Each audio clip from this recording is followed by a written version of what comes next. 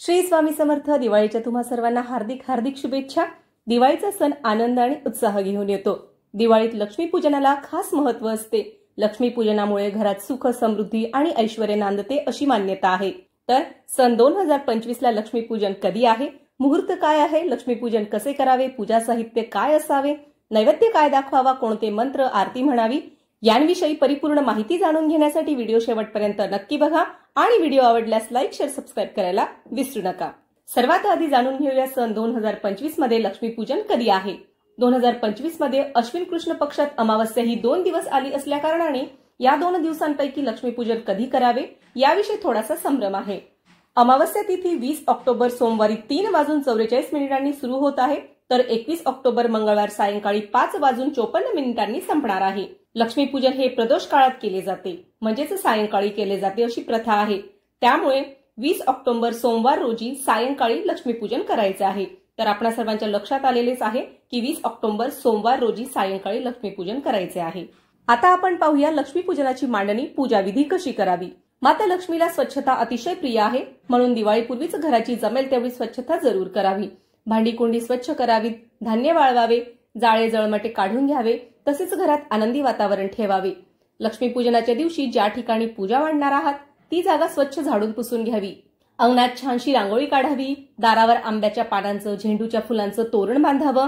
दरवाजावर हळदीचे लेपन करावे. जिथे पूजा मांडायची आहे तिथे एक पाट किंवा चौरंग ठेवून घ्यावा. त्यावर लाल रंगाचे वस्त्र अंथरावे. पाटावर अक्षता टाकून त्यावर एक निरांजन लावून पूजेच्या मांडणीला सुरुवात करावी. यानंतर तुम्ही आचमन आणि संकल्प करू शकता. संकल्प करताना उजव्या हातात पाणी, फूल, तांदूळ घ्यावे आणि मनोभावे संकल्प करावा.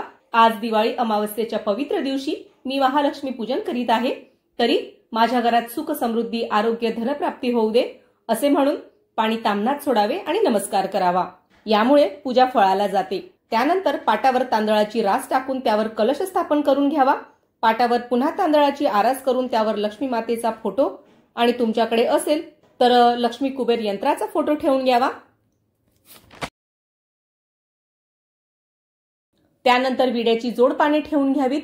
या जोडपानांवर गणपती बाप्पा, माता लक्ष्मी आणि भगवान कुबेरांची मूर्ती ठेवून घ्यावी.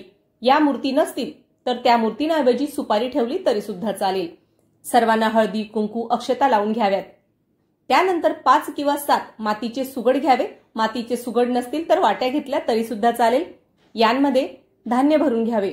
शेतकऱ्यांचे धन, लक्ष्मी हे त्यांच्या शेतांमध्ये उगवणारे धान्यच असते. त्यामुळे लक्ष्मीपूजनाच्या दिवशी या धान्याची पूजा करण्याची पद्धत आहे. त्यामुळे हे सर्व धान्य पाटावर मांडून घेतले जाते. तसेच घरामध्ये तुम्ही जो फराळ बनवलेला असेल तो फराळ सुद्धा वाट्यांमध्ये आजच्या दिवशी मांडून घेतला जातो आणि आजच्या दिवशी पूजा झाल्यानंतरच हा फराळ खायला सुरुवात केली जाते आणि एकमेकांकडे सुद्धा फराळाची देवाणघेवाण केली जाते. तसेच बत्तासे, लाह्या, धने यांचा सुद्धा नैवेद्य इथे ठेवून घ्यायचा आहे.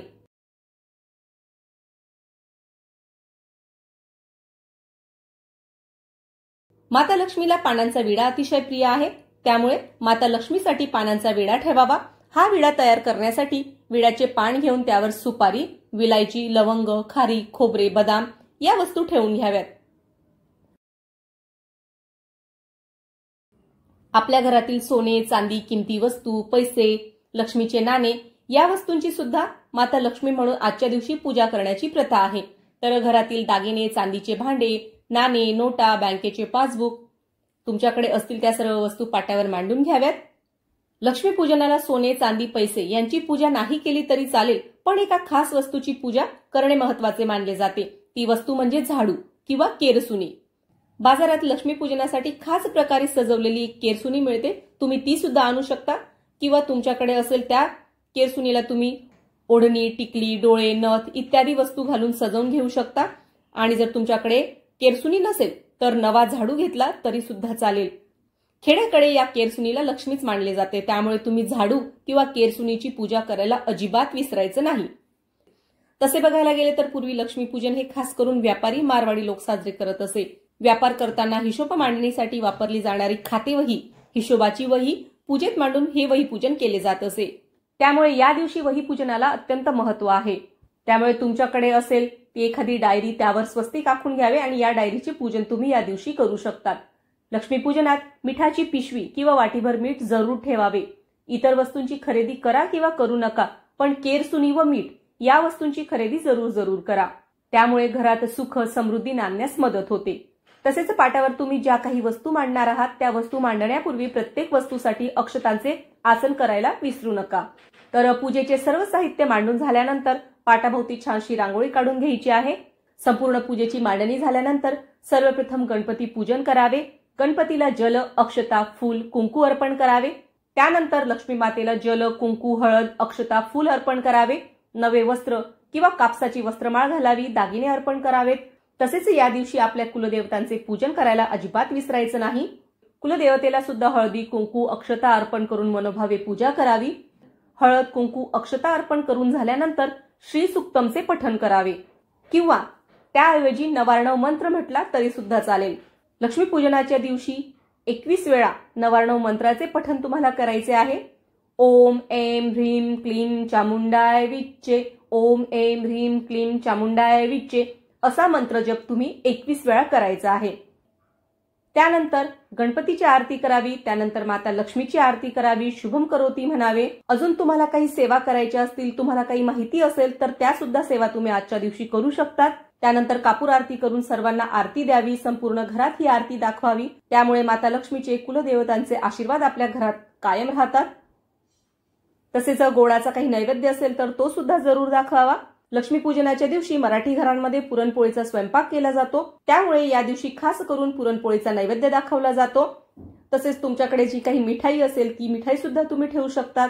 त्याच पद्धतीने बत्तासे, धणे यांचा सुद्धा नैवेद्य दाखवावा आणि हा प्रसाद सर्वांना वाटावा. संपूर्ण पूजेचा मनोभावे नमस्कार करावा. घरातील वडीलधाऱ्यांचा नमस्कार करावा आणि माता लक्ष्मीला प्रार्थना करावी की माता लक्ष्मी, तुझ्या कृपा आशीर्वादाने आजपर्यंत मला सर्व काही मिळत आलेले आहे. यापुढे सुद्धा तुझा कृपा आशीर्वाद कायम राहू दे.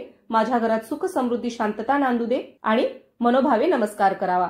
तर अशा पद्धतीने अतिशय साधी सोपी घरगुती पूजेची मांडणी कशी करावी हे मी तुम्हाला या व्हिडिओच्या माध्यमातून दाखवलेलं आहे. तसेच तुमच्या माझ्यासारख्या सर्वसामान्य गृहिणींना जमतील अशा सेवा मी या व्हिडिओत सांगितलेल्या आहेत. त्या सेवा तुम्ही म्हणायच्या आहेत. श्री सुक्तमचे पठण करायचे आहे. नवार्णव मंत्राचे पठण करायचे आहे. गणपतीची आरती, माता लक्ष्मीची आरती या गोष्टी सर्वांनाच येतात. त्यामुळे यांचे तुम्ही पठण करायचे आहे. तर अशा पद्धतीने अत्यंत साधी सोपी घरगुती पूजेची मांडणी कशी करायची, कोणत्या सेवा करायच्यात, ही सर्व माहिती मी तुमच्यापर्यंत साध्या सोप्या शब्दांमध्ये पोहोचवण्याचा प्रयत्न केलेला आहे. मला आशा आहे हा व्हिडिओ तुम्हाला अत्यंत माहितीपूर्ण वाटला असेल. जर व्हिडिओ तुम्हाला आवडला असेल तर व्हिडिओला लाईक, शेअर, सबस्क्राईब करायला विसरू नका. भेटूया पुढील व्हिडिओमध्ये. श्री स्वामी समर्थ. धन्यवाद.